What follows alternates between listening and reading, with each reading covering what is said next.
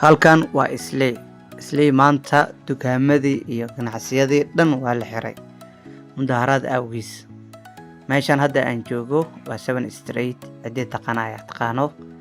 maanta magaalada isley way xirneeday gabi ahaan ganacsigii gaadiidkii wixii dhan oo kala joogsadeen. marka soo dhawaada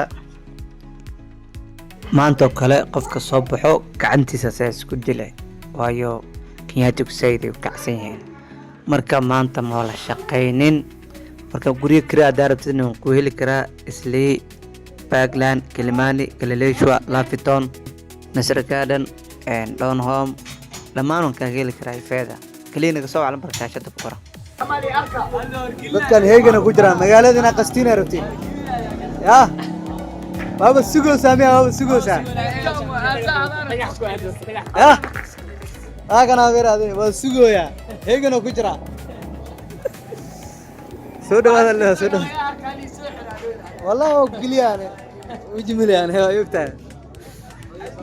dadka dhan meesha joogaan boodka joogaan heegana ku jiraan dad xarwaha la arki jiray dad banaanka taagan oo eega sugayaan